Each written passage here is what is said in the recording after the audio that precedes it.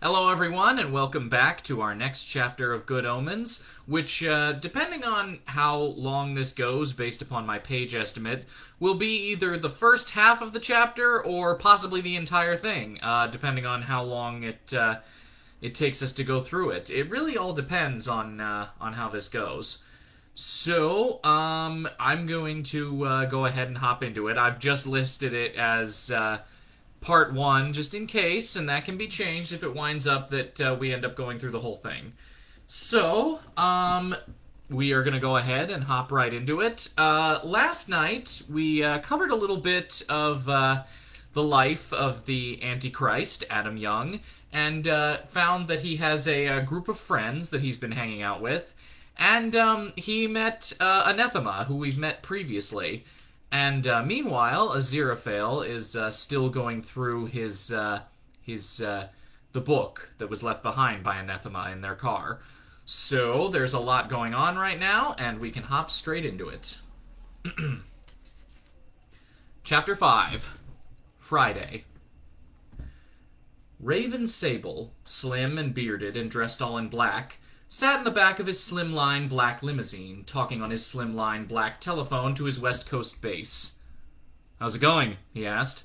"Looking good, Chief," said his marketing head. "I'm doing breakfast with the buyers from all the leading supermarket chains tomorrow. No problem. We'll have meals in all the stores this time next month." "Good work, Nick." No problem, no problem. It's knowing you're behind us, Rave. You give great leadership, guy. Works for me every time." "Thank you," said Sable, and he broke the connection. He was particularly proud of meals. The Nutrition Corporation had started small 11 years ago. A small team of food scientists, a huge team of marketing and public relations personnel, and a neat logo. 2 years of nutrition investment and research had produced Chow. Chow contained spun, plated, and woven protein molecules, capped and coated, carefully designed to be ignored by even the most ravenous digestive tract enzymes. No cow sweeteners, mineral oils replacing vegetable oils, fibrous materials, colorings, and flavorings. The end result was a foodstuff almost indistinguishable from any other, except for two things. Firstly, the price, which was slightly higher, and secondly, the nutritional content, which was roughly equivalent to that of a Sony Walkman. It didn't matter how much you ate, you lost weight, and hair, and skin tone, and if you ate enough of it long enough, vital signs. Fat people had bought it. Thin people who didn't want to get fat had bought it. Chow was the ultimate diet food. Carefully spun, woven, textured, and pounded to imitate anything, from potatoes to venison, although the chicken sold best. Sable sat back and watched the money roll in. He watched Chow gradually fill the ecological niche that used to be filled by the old untrademarked food. He followed Chow with snacks, junk food made from real junk. Meals was Sable's latest brainwave. Meals was Chow with added sugar and fat. The theory was that if you ate enough meals, you would A. get very fat, and B. die of malnutrition. The paradox delighted Sable. Meals were currently being tested all over America. Pizza meals, fish meals, Szechuan meals, macrobiotic rice meals, even hamburger meals. Sable's limousine was parked in the lot of a Des Moines, Iowa Burger Lord, a fast food franchise wholly owned by his organization. It was here they'd been piloting hamburger meals for the last 6 months. He wanted to see what kind of results they'd been getting. He leaned forward, tapped the chauffeur's glass partition. The chauffeur pressed a switch, and the glass slid open. "Sir? I'm going to take a look at our operation, Marlin. I'll be 10 minutes. Then back to L.A. "Sir?" Sable sauntered into the Burger Lord. It was exactly like every other Burger Lord in America. But not like every other Burger Lord across the world. German Burger Lords, for example, sold lager instead of root beer, while English Burger Lords managed to take any American fast food virtues, the speed with which your food was delivered, for example, and carefully remove them. Your food arrived after half an hour at room temperature, and it was only because of the strip of warm lettuce between them that you could distinguish between the burger and the bun. The Burger Lord Pathfinder salesman had been shot 25 minutes after setting foot in France. McLordy the Clown danced in the kitty corner. The serving staff had identical gleaming smiles that never reached their eyes. and behind the counter, a chubby, middle-aged man in a Burger Lord uniform slapped burgers onto the griddle, whistling softly, happy in his work. Sable went up to the counter. "Hello, my name is Marie," said the girl behind the counter. "How can I help you?" "A double blaster, thunder biggin, extra fries, hold the mustard," he said. "Anything to drink?" "A special thick whippy choco banana shake." She pressed the little pictogram squares on her till. Literacy was no longer a requirement for employment in these restaurants. Smiling was. Then she turned to the chubby man behind the counter. "DBTBEF hold mustard," she said. "Chalk shake." Crooned the cook. He sorted the food into little paper containers, pausing only to brush the graying cowlick from his eyes. "Here you are," he said. She took them without looking at him, and he returned cheerfully to his griddle, singing softly. The man's humming, Sable noted, clashed with the Burger Lord background music, a tinny tape loop of the Burger Lord commercial jingle, and he made a mental note to have him fired. "Hello, my name is Marie," gave Sable his meal and told him to have a nice day. He found a small plastic table, sat down in the plastic seat, and examined his food. Artificial bread roll, artificial burger, fries that had never even seen potatoes, foodless sauces, even, and Sable was especially pleased with this, an artificial slice of dill pickle. He didn't bother to examine his milkshake. It had no actual food content, but then again, neither did those sold by any of his rivals. All around him, people were eating their unfood with, if not actual evidence of enjoyment, then with no more actual disgust than was to be found in burger chains all over the planet. He stood up, took his tray over to the please dispose of your refuse with care receptacle, and dumped the whole thing. If you had told him there were children starving in Africa, he would have been flattered that you'd noticed. There was a tug at his sleeve. "Party name of Sable?" asked a small, bespectacled man in an International Express cap holding a brown paper parcel. Sable nodded. "Thought it was you. Looked around, thought, tall gent with a beard, nice suit, can't be many of them here. Package for you, sir." Sable signed for it. His real name. 1 word, 6 letters. Sounds like examine. "Thank you kindly, sir," said the delivery man. He paused. "Here, that bloke behind the counter. Doesn't he remind you of anyone?" "No," said Sable. He gave the man a tip, $5, and opened the package. In it was a small pair of brass scales. Sable smiled. It was a slim smile and was gone almost instantly. "About time," he said. He thrust the scales into his pocket, unheeding of the damage being done to the sleek line of his black suit, and went back to the limo. "Back to the office?" asked the chauffeur. "The airport," said Sable. "And call ahead. I want a ticket to England." "Yes, sir. Return ticket to England." Sable fingered the scales in his pocket. "Oh, make that a single," he said. "I'll be making my own way back. Oh, and call the office for me. Cancel all appointments." "For how long for, sir?" "The foreseeable future." And in the Burger Lord, behind the counter, the stout man with the cowlick slid another half-dozen burgers onto the grill. He was the happiest man in the whole world, and was singing very softly. "You ain't never caught a rabbit," he hummed to himself, "and you ain't no friend of mine." The them listened with interest. There was a light drizzle, which was barely kept at bay by the old iron sheets and frayed bits of lino that roofed their den in the quarry, and they always looked to Adam to think up things to do when it was raining. They weren't disappointed. Adam's eyes were agleam with the joy of knowledge. It had been 3 a.m. before he'd gone to sleep under a pile of new Aquarians. Pardon me? "And then there was a man called Charles Fort," he said. "He could make it rain fish and frogs and stuff." "Huh," said Pepper. "I bet. Alive frogs?" "Oh, yes," said Adam, warming to the subject. "Hopping around and croaking and everything. People paid him money to go in the end, and... He racked his brains for something that would satisfy his audience. He'd done, for Adam, a lot of reading in one go. "And he sailed off in the Mary Celeste and found the Bermuda Triangle. It's in Bermuda," he added helpfully. "No, he couldn't have done that," said Wensleydale sternly.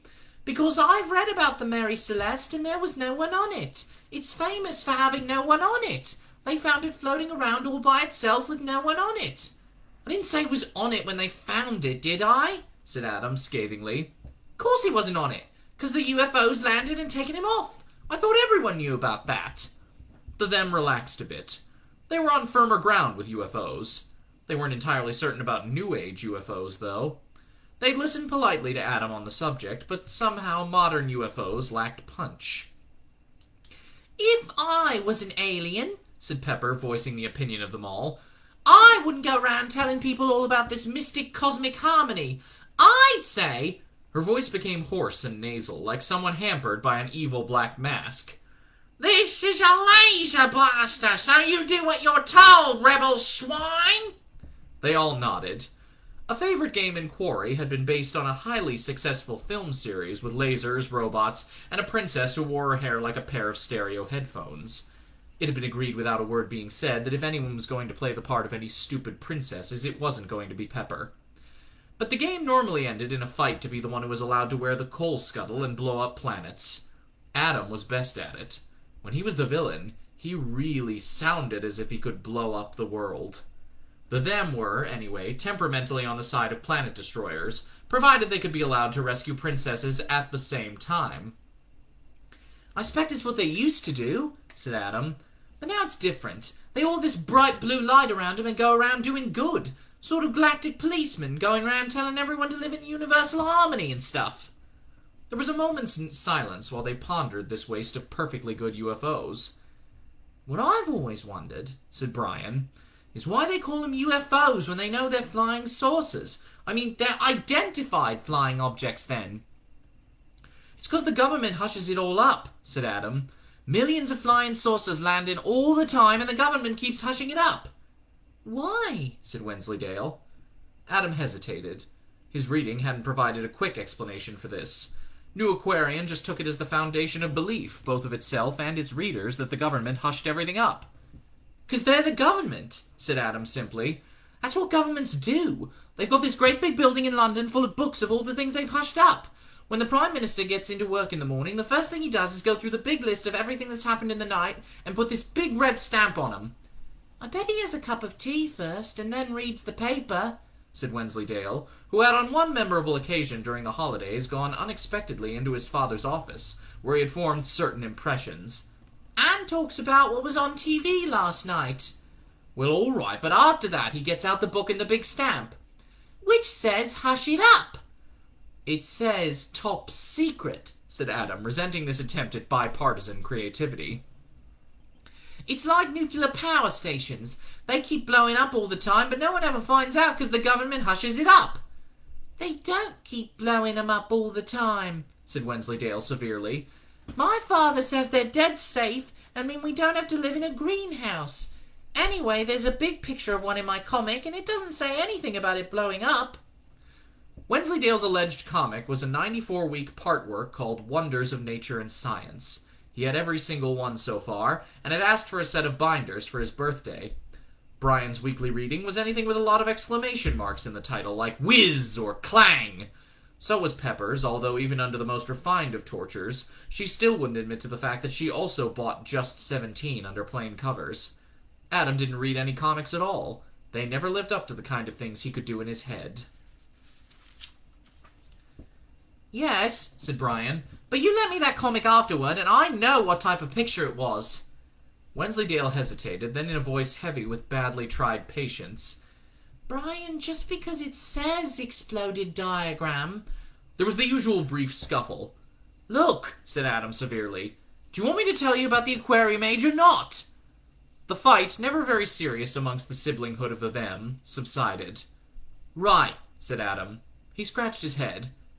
"Now you've made me forget where I got to," he complained.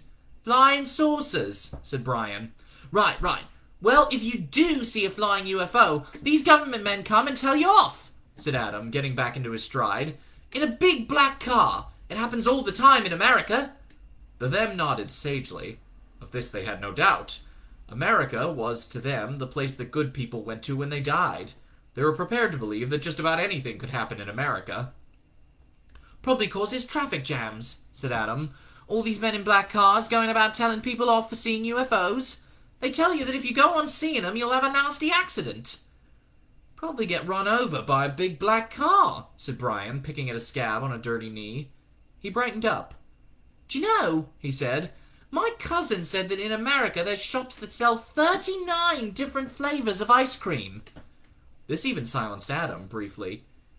There aren't 39 flavors of ice cream, said Pepper. There aren't 39 flavors in the whole world. There could be if you mix them up, said Wensleydale, blinking owlishly.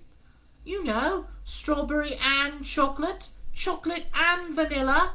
He sought for more English flavors. Strawberry and vanilla and chocolate, he added lamely. And then there's Atlantis, said Adam loudly.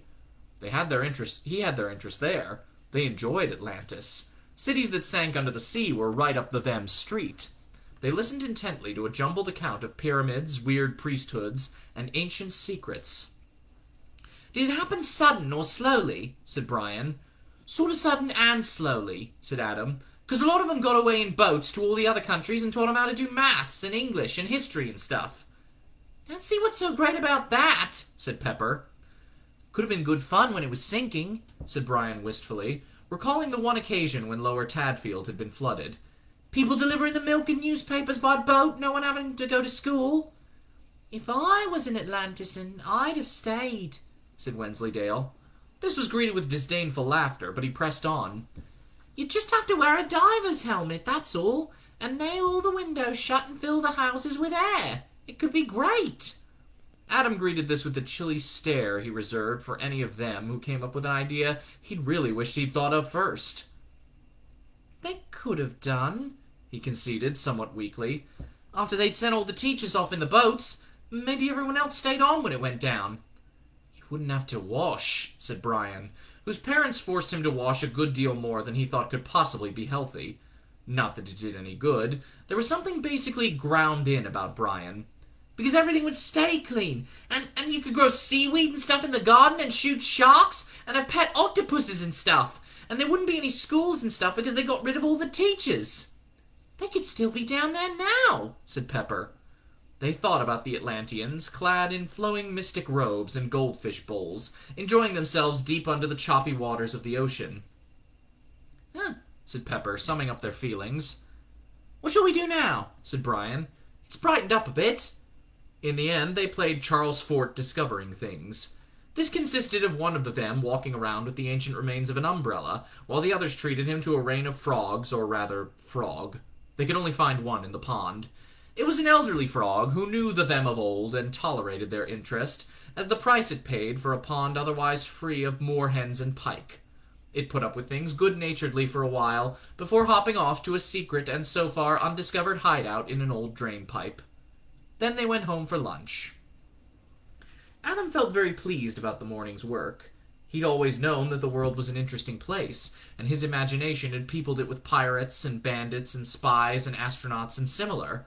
But he'd also had a nagging suspicion that when you seriously got right down to it, they were all just things in books and didn't properly exist anymore. Whereas this Aquarium Age stuff was really real. Grown-up people wrote lots of books about it. New Aquarian was full of adverts for them. And Bigfoots and Mothmen and Yetis and sea monsters and Surrey Pumas really existed.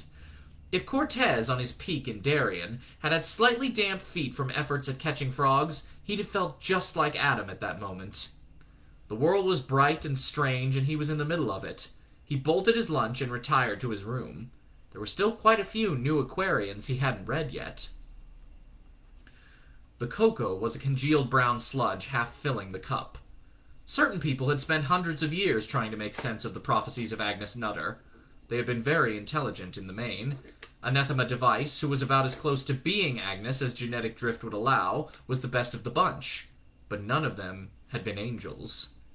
Many people meeting Aziraphale for the first time formed three impressions: that he was English, that he was intelligent, and that he was gayer than a tree full of monkeys on nitrous oxide. Two of these were wrong. Heaven is not in England, wherever certain poets may have thought, and angels are sexless unless they really want to make an effort. But he was intelligent. And it was an angelic intelligence, which, while not being particularly higher than human intelligence, is much broader and has the advantage of having thousands of years of practice. Aziraphale was the first angel ever to own a computer.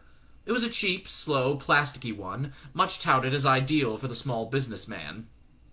Aziraphale used it religiously for doing his accounts, which were so scrupulously accurate that the tax authorities had inspected him 5 times in the deep belief that he was getting away with murder somewhere.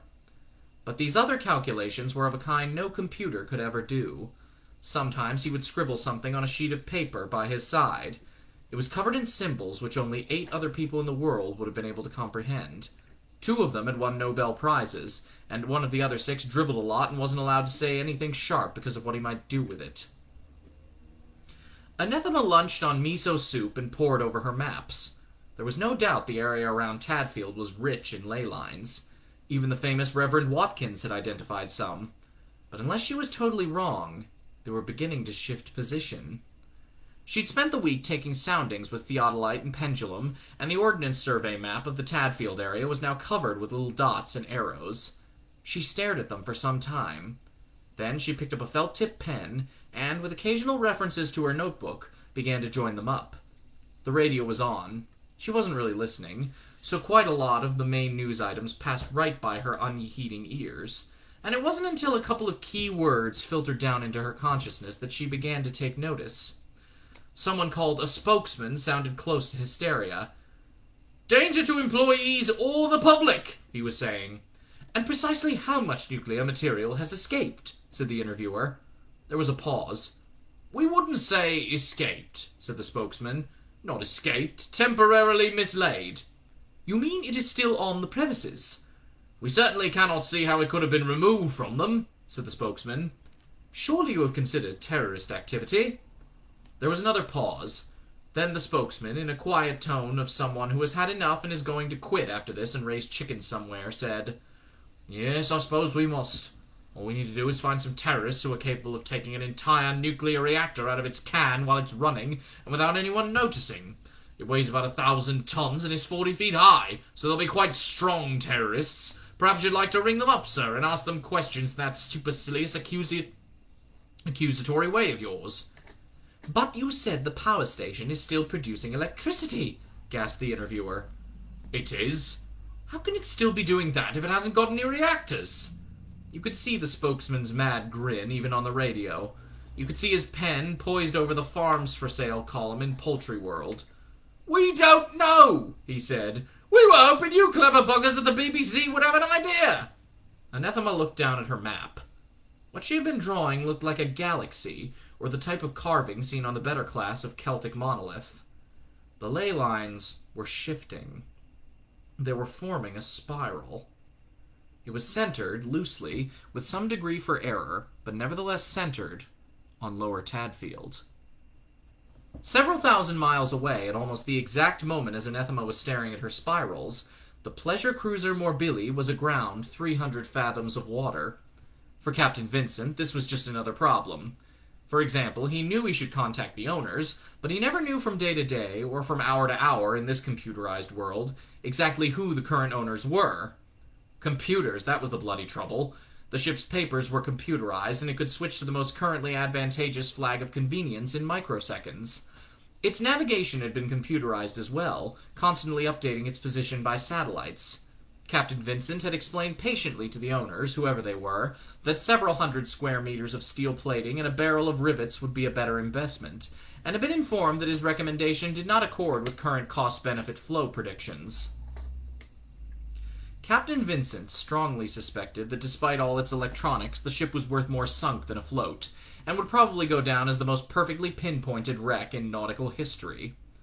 By inference, this also meant that he was more valuable dead than alive. He sat at his desk, quietly leafing through international maritime codes, whose 600 pages contained brief yet pregnant messages designed to transmit the news of every conceivable nautical eventuality around the world with the minimum of confusion and, above all, cost. What he wanted to say was this: was sailing south-southwest at position 33 degrees north, 47 degrees west. First mate, who you may recall was appointed in New Guinea against my wishes and is probably a headhunter, indicated by signs that something was amiss. It appears that quite a vast expanse of seabed has risen up in the night. It contains a large number of buildings, many of which appeared pyramid-like in structure. We are aground in the courtyard of one of these. There are some rather unpleasant statues. Amiable old men in long robes and diving helmets have come aboard the ship and are mingling happily with the passengers who think we organized this. Please advise. His questing finger moved slowly down the page and stopped. Good old international codes.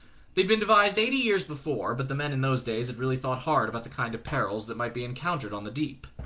He picked up his pen and wrote down XXVQVVX. Translated, it meant, "Have found Lost Continent of Atlantis. High Priest is just won quoits contest." It jolly well isn't! It jolly well is! It isn't, you know! It jolly well is! It isn't! Alright then, what about volcanoes? Wensleydale sat back, a look of triumph on his face. What about 'em? Said Adam. All that lather comes up from the centre of the earth where it's all hot, said Wensleydale. I saw a programme. It had David Attenborough, so it's true. The other them looked at Adam. It was like watching a tennis match. The hollow earth theory was not going over well in the quarry. A beguiling idea that had stood up to the probings of such remarkable thinkers as Cyrus Reed Teed, Bulwer Lytton, and Adolf Hitler was bending dangerously in the wind of Wensleydale's searingly bespectacled logic. I didn't say it was hollow all the way through, said Adam. No one said it was hollow all the way through. It probably goes down miles and miles to make room for all the lather and oil and coal and Tibetan tunnels and such like. But then it's hollow after that. That's what people think. And there's a hole at the North Pole to let the air in. Never seen it on an atlas, sniffed Wensleydale. The government won't let them put it on a map in case people go and have a look in, said Adam. The reason being, the people living inside don't want people looking down at them all the time. What do you mean, Tibetan tunnels? Said Pepper. You said Tibetan tunnels. Ah, didn't I tell you about them? Three heads shook. It's amazing. You know Tibet? They nodded doubtfully. A series of images had risen in their mind. Yaks, Mount Everest, people called Grasshopper, little old men sitting on mountains, other people learning kung fu in ancient temples, and snow. Well, you know all those teachers that left Atlantis when it sunk? They nodded again. Well, some of them went to Tibet, and now they run the world. They're called the Secret Masters, on account of being teachers, I suppose. And they've got this secret underground city called Shambhala, and tunnels that go all over the world, so they know everything that goes on and control everything. Some people reckon they really live under the Gobi Desert, he added loftily. But most competent authorities reckon it's Tibet, all right. Better for the tunneling, anyway. The them instinctively looked down at the grubby, dirt-covered chalk beneath their feet. How come they know everything? Said Pepper. They just have to listen, right? Hazarded Adam. They just have to sit in their tunnels and wait. You know what hearing teachers have. They can hear a whisper right across the room. My granny used to put a glass against the wall, said Brian.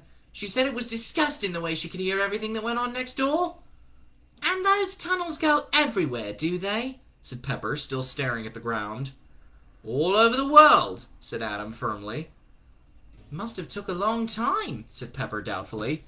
You remember when we tried digging that tunnel out in the field? We were at it all afternoon, and you had to scrunch up to get all in. Yes, but they've been doing it for millions of years. You can do really good tunnels if you've got millions of years. I thought the Tibetans were conquered by the Chinese, and the Dalai Lama had to go to India, said Wensleydale, but without much conviction. Wensleydale read his father's newspaper every evening, but the prosaic everydayness of the world seemed to melt under the powerhouse of Adam's explanations. I bet they're down there now, said Adam, ignoring this. They'd be all over the place by now, sitting underground and listening. They looked at one another. If we dug down quickly, said Brian. Pepper, who was a lot quicker on the uptake, groaned. What'd you have to go and say that for? Said Adam. Fat lot of good us trying to surprise them now, isn't it, with you shouting out something like that? I was just thinking we could dig down and you just have to go and warn them. I don't think they dig all those tunnels, said Wensleydale doggedly. It doesn't make any sense. Tibet's hundreds of miles away. Oh, yes, and I suppose you'd know more about it than Madame Blavatsky, sniffed Adam. Now, if I was a Tibetan, said Wensleydale in a reasonable tone of voice, I'd just dig straight down to the hollow bit in the middle, and then run around the outside and dig straight up where I wanted to be. They gave this due consideration. You've got to admit that's more sensible than tunnels, said Pepper. Yes, well, I expect that's what they do, said Adam. They'd be bound to have thought of something as simple as that. Brian stared dreamily at the sky while his finger probed the contents of one ear. Funny, really, he said. You spend your whole life going to school and learning stuff, and they never tell you about stuff like the Bermuda Triangle and UFOs and all these old masters running around the inside of the Earth. Why do we have to learn boring stuff when there's this brilliant stuff we could be learning? That's what I want to know. There was a chorus of agreement. Then they went out and played Charles Fort and the Atlantisans versus the ancient masters of Tibet, but the Tibeters claimed that using mystic ancient lasers was cheating. There was a time when witchfinders were respected, although it didn't last very long.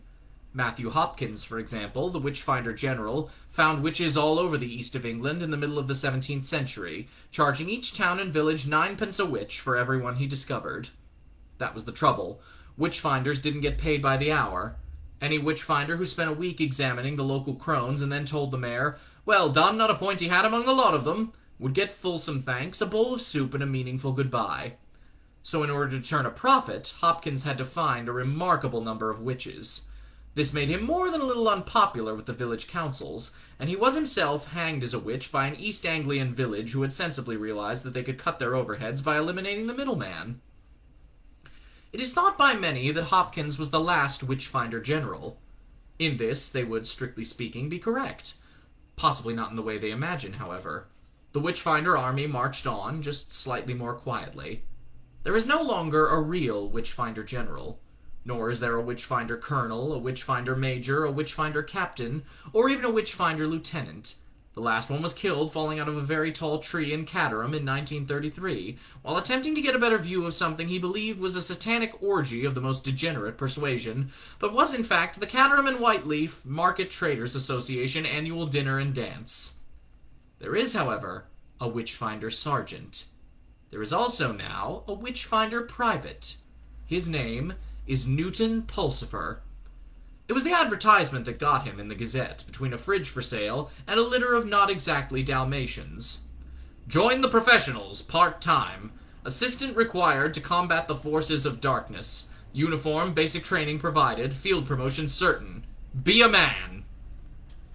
In his lunch hour, he phoned the number at the bottom of the ad. A woman answered. "Hello," he began tentatively. "I saw your advert." "Which one, love?" The one in the paper." "Right, love. Well, Madam Tracy draws aside the veil every afternoon except Thursdays. Parties welcome. When would you be wanting to explore the mysteries, love?" Newton hesitated. "The advert said, 'Join the professionals,'" he said. "It didn't mention Madam Tracy." "That'll be Mr. Shadwell you'll be wanting then. Just a sec, I'll see if he's in." Later, when he was on nodding terms with Madam Tracy, Newt learned that if he had mentioned the other ad, the one in the magazine, Madam Tracy would have been available for strict discipline and intimate massage every evening except Thursdays. There was yet another ad in a phone box somewhere. When, much later, Newt asked her what this one involved, she said, "Thursdays." Eventually, there was the sound of feet in uncarpeted hallways, a deep coughing, and the voice the color of an old raincoat rumbling. "Hey?" "I read your advert. Join the professionals. I wanted to know a bit more about it." "Aye, there's many as would like to know more about it, and there's many—" The voice trailed off impressively, then crashed back to full volume. "There's many as wouldn't." "Oh," squeaked Newton. "What's your name, lad?" "Newton Pulsifer." "Lucifer, what's that you say? Are you the spawn of darkness, a tempting, beguiling creature from the pit, wanting limbs steaming up the flesh pots of Hades in tortured and lubricious thrall to your Stygian and hellish masters?" "That's Pulsifer," explained Newton. "With a P. I don't know about the other stuff, but we come from Surrey." The voice on the phone sounded vaguely disappointed. "Oh, aye. Well then, Pulsifer. I've seen that name before, maybe?" "I don't know," said Newton. "My uncle runs a toy shop in Hounslow," he added, in case this was any help. "Is that so?" said Shadwell. Mr. Shadwell's accent was unplaceable. It careered around Britain like a milk race. Here a mad Welsh drill sergeant, there a high Kirk elder who'd just seen someone doing something on a Sunday, somewhere between them a dour Daleland shepherd or bitter Somerset miser. It didn't matter where the accent went, it didn't get any nicer. Have you all your own teeth? Oh yes, except for fillings. Are you fit? I suppose so, Newt stuttered. I mean, that was why I wanted to join the Territorials. Brian Potter in accounting can bench press about 100 since he joined, and he paraded in front of the Queen Mother. How many nipples? Pardon? Nipples, laddie, nipples, said the voice testily. How many nipples have you got? 2? Good. Have you got your own scissors? What? Scissors! Scissors! Are you deaf? No. Yes, I mean, I've got some scissors. I'm not deaf. The cocoa had nearly all solidified. Green fur was growing on the inside of the mug. There was a thin layer of dust on Aziraphale, too. The stack of notes was building up beside him. The nice and accurate prophecies was a mass of improvised bookmarks made of torn strips of Daily Telegraph. Aziraphale stirred and pinched his nose. He was nearly there. He'd got the shape of it. He'd never met Agnes. She was too bright, obviously. Normally, heaven or hell spotted the prophetic types and broadcast enough noises on the same mental channel to prevent any undue accuracy. Actually, that was rarely necessary. They normally found ways of generating their own static in self-defense against the images that echoed around in their heads. Poor old St. John had his mushrooms, for example. Mother Shipton had her ale. Nostradamus had his collection of interesting oriental preparations. St. Malachi had his still. Good old Malachi. He'd been a nice old boy, sitting there dreaming about future popes. Complete piss artist, of course. Could have been a real thinker if it hadn't been for the poteen. A sad end. Sometimes you really had to hope that the ineffable plan had been properly thought out. Thought. There was something he had to do. Oh yes, phone his contact, get things sorted out. He stood up, stretched his limbs, and made a phone call. Then he thought, why not? Worth a try. He went back and shuffled through his sheaf of notes. Agnes really had been good. And clever. No one was interested in accurate prophecies. Paper in hand, he phoned directory inquiries. Hello. Good afternoon. So kind. Yes, this will be a Tadfield number, I think. Or Lower Tadfield. Or possibly Norton. I'm not sure of the precise code. Yes, Young. Name of Young. Sorry, no initial. Oh. Well, can you give me all of them? Thank you. Back on the table, a pencil picked itself up and scribbled furiously. At the third name, it broke its point. Ah, said Aziraphale, his mouth suddenly running on automatic while his mind exploded. I think that's the one. Thank you. So kind. Good day to you. He hung up almost reverentially, took a few deep breaths, and dialed again. The last 3 digits gave him some trouble because his hand was shaking. He listened to the ringing tone. Then a voice answered. It was a middle-aged voice, not unfriendly, but probably it had been having a nap and was not feeling at its best. It said, Tadfield 666. Aziraphale's hands started to shake. Hello? Said the receiver. Hello? Aziraphale got a grip on himself. Sorry, he said. Right number. He replaced the receiver. Newt wasn't deaf, and he did have his own scissors. He also had a huge pile of newspapers. If he had known that army life consisted chiefly of applying the one to the other, he used to muse, he never would have joined.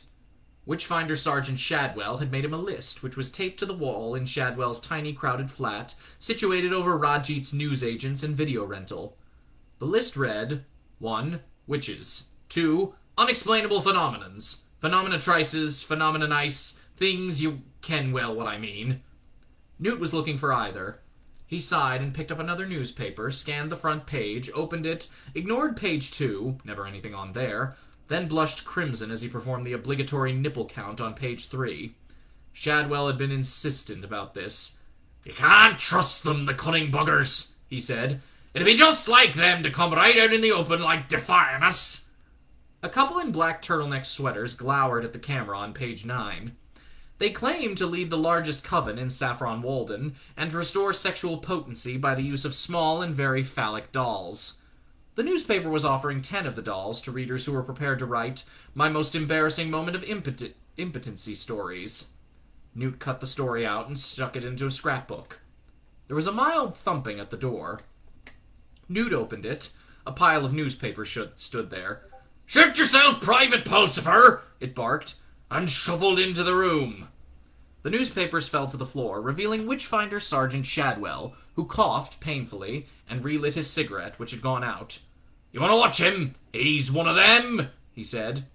"Who, sir?" "Take your ease, Private. Him, that little brown feller, Mr. So-called Rajit. It's them terrible foreign arts. The ruby squinty eye of the little yellow god, women with too many arms, witches, the lot of them." "He does give us the newspapers free though, Sergeant," said Newt. "And they're not too old." "And voodoo. I bet he does voodoo, sacrificing chickens to that Baron Saturday. You know, tall darky bugger in the top hat. Brings people back from the dead, and makes them work on the Sabbath day. Voodoo." Shadwell sniffed speculatively. Newt tried to picture Shadwell's landlord as an exponent of voodoo. Certainly Mr. Rajit worked on the Sabbath.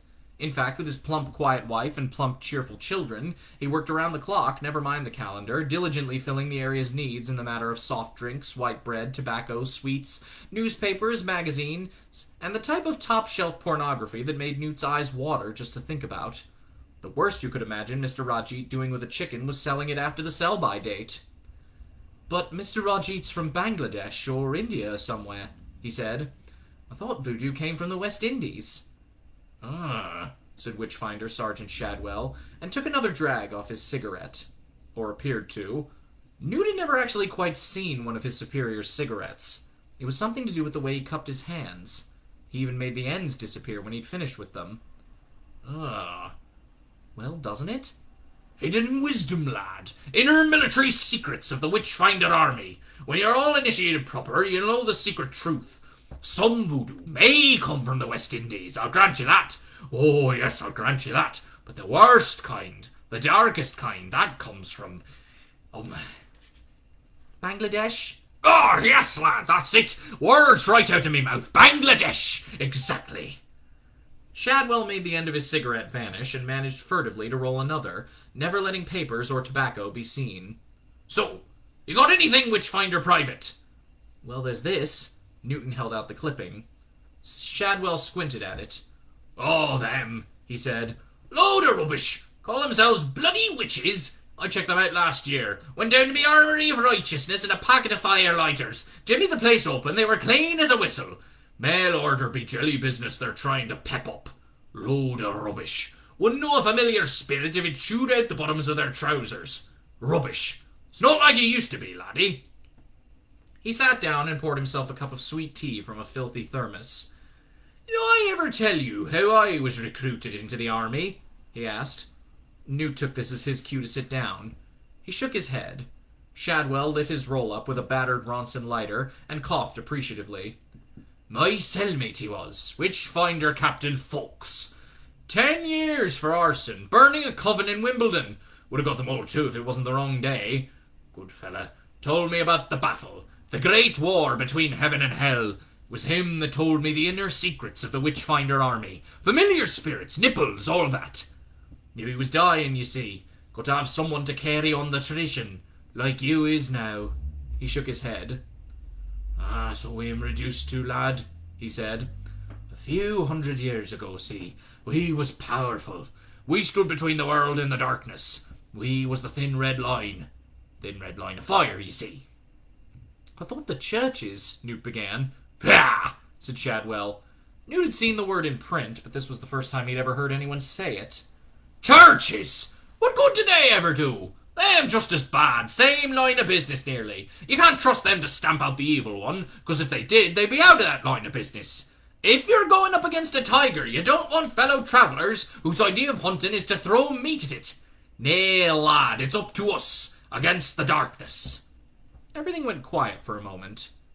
Newt always tried to see the best in everyone, but it occurred to him shortly after joining the WA that his superior and only fellow soldier was as well balanced as an upturned pyramid. Shortly, in this case, meant under 5 seconds. The WA's headquarters was a fetid room with walls the color of nicotine, which was almost certainly what they were coated with, and a floor the color of cigarette ash, which was almost certainly what it was. There was a small square of carpet. Newt avoided walking on it if possible because it sucked at his shoes. One of the walls had a yellowing map of the British Isles tacked to it, with homemade flags sticking to it here and there. Most of them were within a cheap day return fare of London. But Newt had stuck with it the past few weeks because, well, horrified fascination had turned into horrified pity, and then a sort of horrified affection. Shadwell had turned out to be 5 feet high, and wore clothes which, no matter what they actually were, always turned up even in your short-term memory as an old Macintosh. The old man may have had all his own teeth, but only because no one could possibly have wanted them. Just one of them, placed under the pillow, would have made the tooth fairy hand in its wand. He appeared to live entirely on sweet tea, condensed milk, hand-rolled cigarettes, and a sort of sullen internal energy. Shadwell had a cause which he followed with the full resources of his soul, and his pensioner's concessionary travel pass. He believed in it. It powered him like a turbine. Newton Pulsifer had never had a cause in his life, nor had he, as far as he knew, ever believed in anything. It had been embarrassing because he quite wanted to believe in something, since he recognized that belief was the lifebelt that got most people through the choppy waters of life. He'd have liked to believe in a supreme god, although he'd have preferred a half-hour's chat with him before committing himself to clear up 1 or 2 points. He'd sat in all sorts of churches, waiting for that single flash of blue light, and it hadn't come. And then he tried to become an official atheist and hadn't got the rock-hard, self-satisfied strength of belief even for that. And every single political party had seemed to him equally dishonest. And he'd given up on ecology when the ecology magazine he'd been subscribing to had shown its readers a plan of a self-sufficient garden and had drawn the ecological goat tethered within 3 feet of the ecological beehive. Newt had spent a lot of time at his grandmother's house in the country, and thought he knew something about the habits of both goats and bees, and concluded therefore that the magazine was run by a bunch of bib-overalled maniacs. Besides, it used the word community too often. Newt had always suspected that people who regularly used the word community were using it in a very specific sense that excluded him and everyone he knew. Then he'd tried believing in the universe, which seemed sound enough until he'd innocently started reading new books with words like chaos and time and quantum in the titles. He'd found that even the people whose job was work, so to speak, the universe didn't really believe in it and were really quite proud of not knowing what it was or even if it could theoretically exist. To Newt's straightforward mind, this was intolerable. Newt had not believed in the Cub Scouts, and then, when he was old enough, not in the Scouts either. He was prepared to believe, though, that the job of wages clerk at United Holdings plc was perhaps the most boring in the world. This is how Newton Pulsifer looked as a man. If he went into a phone booth and changed, he might manage to come out looking like Clark Kent. But he found he rather liked Shadwell. People often did, much to Shadwell's annoyance. The Rajites liked him because he always eventually paid his rent, and didn't cause any trouble, and was racist in such a glowering, undirected way that he was quite inoffensive. It was simply that Shadwell hated everyone in the world, regardless of caste, color, or creed, and wasn't going to make any exceptions for anyone. Madame Tracy liked him. Newt had been amazed to find that the tenant of the other flat was a middle-aged, motherly soul, whose gentlemen callers called as much for a cup of tea and a nice chat as for what little discipline she was still able to exact. Sometimes, when he'd nursed a half-pint of Guinness on a Saturday night, Shadwell would stand in the corner between their rooms and shout things like, "Whore of Babylon!" But she told Newt privately that she'd always felt rather gratified about this, even though the closest she'd been to Babylon was Torremolinos. It was like free advertising, she said.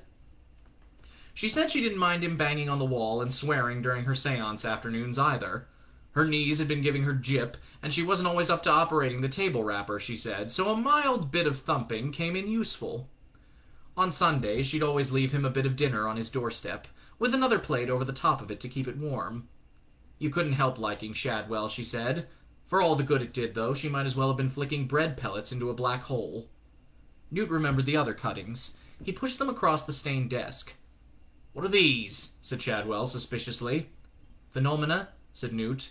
"You said to look for phenomena. There's more phenomena than witches these days, I'm afraid." "Anyone been shooting hares with a silver bullet, and next day an old crone in the village is walking with a limp?" Shadwell said hopefully. "I'm afraid not." "Any cows dropping dead after some woman has looked at them?" "No." "What is it, then?" said Shadwell. He shuffled across to the sticky brown cupboard and pulled out a tin of condensed milk. "Odd things happening," said Newt. He'd spent weeks on this. Shadwell had really let the papers pile up. Some of them went back for years.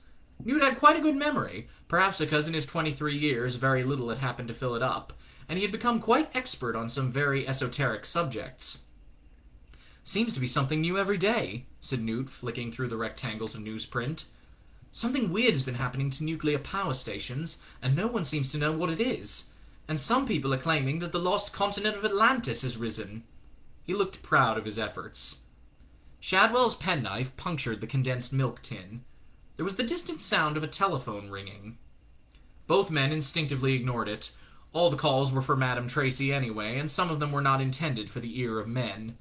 Newt had conscientiously answered the phone on his first day, listened carefully to the question, said, "Marks and Spencer's 100% cotton Y fronts, actually," and had been left with a dead receiver. Shadwell sucked deeply. That's no proper phenomena," he said. "Can't see any witches doing that. They're more for the sinking of things, you ken." Newt's mouth opened and shut a few times. "If we're strong in the fight against witchery, we can't afford to be sidetracked by this style of thing," Shadwell went on. "Haven't you got anything more witchcrafty?" "But American troops have landed on it to protect it from things," moaned Newt. "A non-existent continent." "Any witches on it?" said Shadwell, showing a spark of interest for the first time. "It doesn't say," said Newt. Then it's just politics and geography," said Shadwell dismissively. Madame Tracy poked her head in around the door. "Cooey, Mr. Shadwell," she said, giving Newt a friendly little wave. "A gentleman on the telephone for you. Hello, Mr. Newton." "Away with you, harlot," said Shadwell automatically. "He sounds ever so refined," said Madame Tracy, taking no notice. "And I'll be getting us a nice bit of liver for Sunday." "I'd sooner sup with the Dell woman." "So if you'd let me have the plates back from last week, that'd be a help. There's a love," said Madame Tracy, and tottered unsteadily back on 3-inch heels to her flat, and whatever it is that had been interrupted. Newt looked despondently at his cuttings as Shadwell went out, grumbling, to the phone. There was one about the stones of Stonehenge moving out of position, as though they were iron filings in a magnetic field. He was vaguely aware of one side of a telephone conversation. "Who? Aye. You say? Class of thing would that be?" "Aye, just as you say, sir. And where is this place, then?" But mysteriously moving stones wasn't Shadwell's cup of tea, or rather, tin of milk. Fine, Shadwell reassured the caller. "We'll get on to it right away. I'll put my best squad on it and report success to you any minute, I have no doubt. Goodbye to you, sir, and bless you too, sir."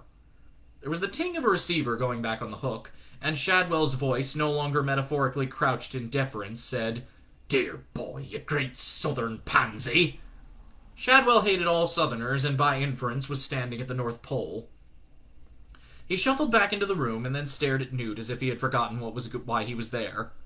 "What was it was going on about?" he said. "All the things that are happening," Newt began. "Aye." Shadwell continued to look through him while thoughtfully tapping the empty tin against his teeth.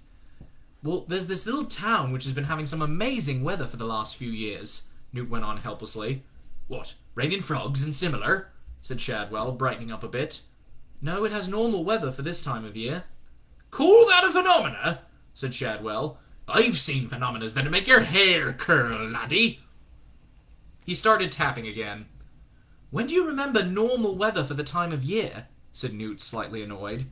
"Normal weather for the time of year isn't normal, Sergeant. It has snow at Christmas. When did you last see snow at Christmas? And long, hot Augusts every year, and crisp autumns, the kind of weather you used to dream of as a kid. It never rained on November the 5th and always snowed on Christmas Eve." Shadwell's eyes looked unfocused. He paused with condensed milk tin halfway to his lips.